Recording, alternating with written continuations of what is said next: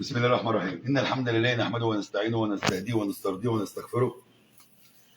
اللهم لك الحمد كما ينبغي لجلال وجهك وعظيم سلطانك. ثم أما بعد.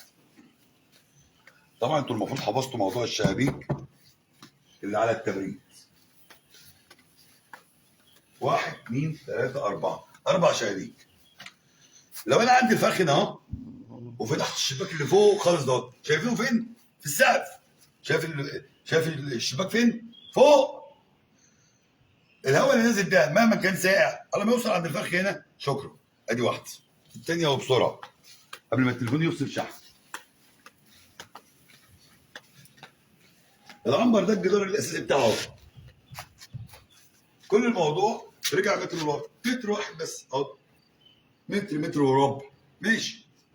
عمل ايه؟ تعالى بعد اذنك كده يا مدير. معرفش كنت ابقى باين بالنسبه لكم ولا لا، بس ما علينا. عمل ايه؟ عمل التبريد جوه هنا على نفس الجدار، بس يمك جوه هنا وقع ميه ينيل ب 60 نيله. اسمه فين؟ هنا. مفيش طاري، مفيش وجع قلب. اسمه ايه؟ هنا اهي. صح؟ هقدر اعمل له الصيانه اللي انا عايزها، لكن دوت لو موجود بره لا اعرف اعمل له الصيانه ولا بتاع. مين اللي هيشعبط لي هنا في الدور الرابع ولا الدور الخامس ولا الدور الثاني حتى؟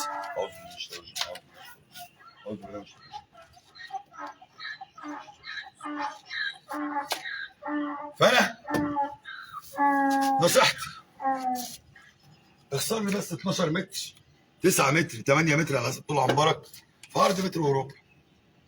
120 فرخه 130 فرخه 140 فرخه هخصمهم من العنبر، بس تبريدي يبقى بكفاءه. ما تجيش تقول لي الفراخ طشمت مني، ما هو طشمت مني عشان تبريدك اهو وفراخك اهي. لكن هنا تبريدك اهو بس فراخك هناك اهي، وانا بجيب من الشباك اللي فوق ده اهو او ده براحتي على حسب عمر الفرخ وريش ولا ما ريش والكلام ده كله. هقدر اعمل صيانه للتبريد في الصيف. لو دي مقفله دي مش عارف ايه هطلع اسلك، هعمل اللي انا عايزه، هغيره وانا واقف هنا. عندي مشكله عندي ده هو متر اللي انا خسرته، متر او متر وربع اللي انا ايه خسرته. انا واقف اهو يا دوب، هو ده يا دوبك متر وربع اهو، مش قصه. تمام. بقدر اخد الكفاءه اللي انا عايزها من التبريد، مش خسران ولا سنتي. ادي الباب اهو، وادي شباكيه 2 فوقيه. لو في تعليقات عندك قول لي بسرعه قبل ما التليفون يفصل شحن. مفيش. تمام. والسلام عليكم ورحمه الله وبركاته. دوس على الانهاء.